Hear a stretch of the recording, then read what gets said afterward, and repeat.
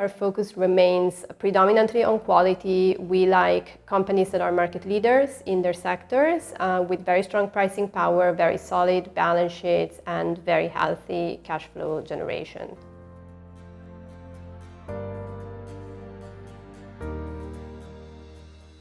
Global equity has done very well so far in the first part of the year, but we still see potential for good performance in the second part of the year and especially over the medium and longer term.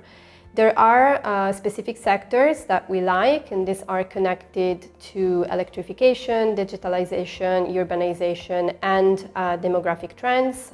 These are macro themes that we believe remain very relevant because they are driven by innovation, they are strongly connected to the net zero transition and to sustainable growth, and we also think they will be resilient to potential market shocks going forward. We still very much like the US. Growth potential in the US remains very solid. In Europe, the economic outlook is perhaps a little bit less clear-cut, but valuations have widened a lot in Europe, and so there is a strong potential for a value case in the second part of the year. Our focus remains predominantly on quality. We like companies that are market leaders in their sectors with very strong pricing power, very solid balance sheets, and very healthy cash flow generation. Ever since the COVID-19 pandemic, we have seen a reshoring trend becoming progressively stronger across major global jurisdictions and a comeback of industrial policy both in the US and in Europe. We think this trend is going to continue over the next few years, and it's going to be especially relevant for the US.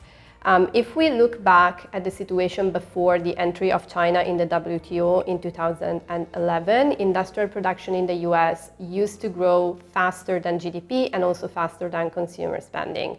This has not been the case following 2001, leading to some academics and observers speculating whether the US was undergoing secular stagnation. Now, this trend is likely to invert with the entry into force of major provisions of industrial policy, such as the Inflation Reduction Act, for example, in the US. And we think this trend is unlikely to revert in the future. This is supported also by the level of foreign investments that we have seen in the US over the past 2 years, and that we expect to continue. Political volatility can be a risk or an opportunity on the market, and this is a special year when it comes to political volatility because about 50% of the global population is going to the polls in 2024, including major jurisdictions, of course, like the US. The US presidential election is on everybody's mind and everybody's watching it, but we have seen a resurgence in political volatility as well in Europe over the latest weeks. And so this is something where the benefits from active management is especially visible in our view, and it is one factor that is always part of our investment process and that we look at when selecting companies or investment opportunities.